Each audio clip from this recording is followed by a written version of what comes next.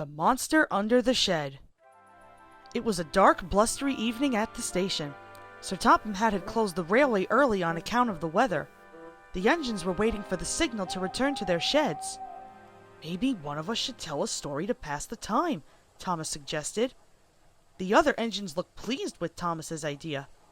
"I have the perfect story for tonight," James volunteered with a sly grin. "A long time ago," James began, "there was a brave blue engine who was always eager to help. 'Blue engine?' the station master asked one night. 'Would you go to the end of the tracks to pick up a coach that was left behind?'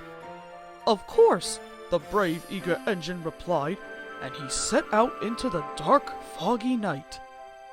But by the time the little blue engine reached the end of the tracks, the fog was so thick he could hardly see anything. 'I'll just have to wait until morning,' said the engine to himself, and he settled into an old shed for the night. Late that night, the little blue engine awoke to a noise coming from below the shed. Creak! He opened his eyes and saw long fingers reaching for him through the floorboards. There was a monster under the shed. Terrified, the little blue engine raced out of the shed with the horrible engine-eating monster chasing him through the fog. Then what happened?" Percy asked timidly. "That's where the story ends," said James. "No one ever heard from that little blue engine again." "What about the monster?" Percy whispered. "Don't be silly, Percy," Gordon said with a chuckle. "It's just a story." "What if that story is true?" Percy asked Thomas on their way to the sheds. "What if the engine-eating monster is out there somewhere right now?" "Stop being such a scaredy cat, Percy," Thomas answered. "There are no such things as monsters." Later that night, after they had settled in for bed, the engines were startled by a terrible racket coming from Percy's shed. "Gordon! Thomas! Help! There's a monster in my shed!" wailed Percy. Suddenly James appeared, roaring with laughter. He had been rattling some scrap metal behind the sheds to frighten Percy. "I'm a monster! I'm a monster!" James shouted.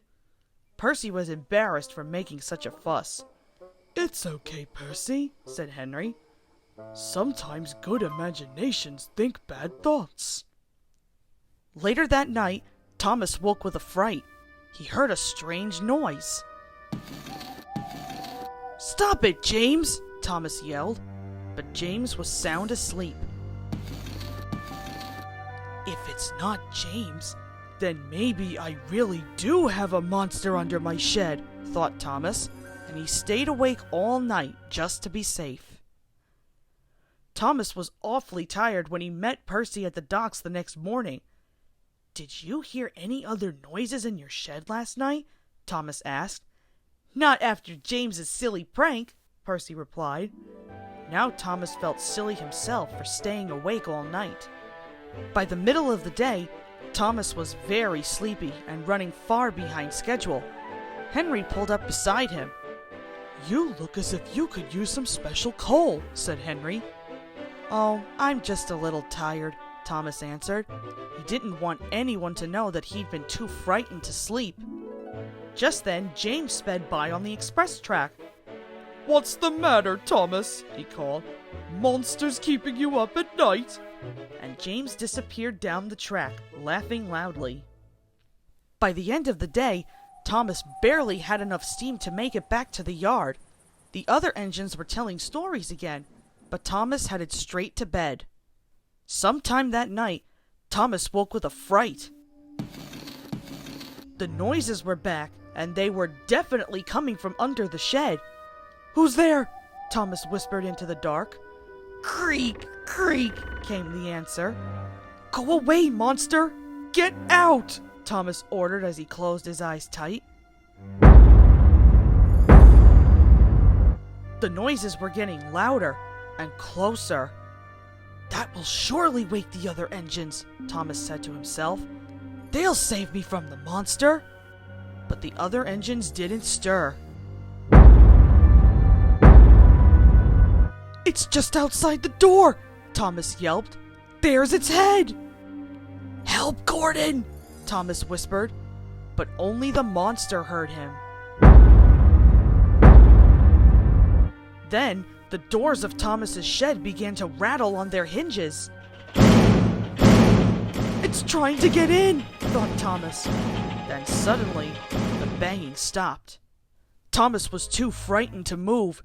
He peered out into the dark, and there it was, the horrible engine-eating monster.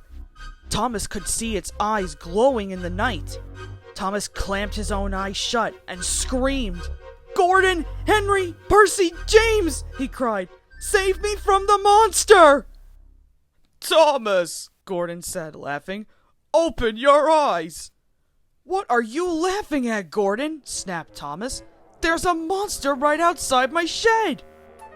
Not anymore, Gordon replied.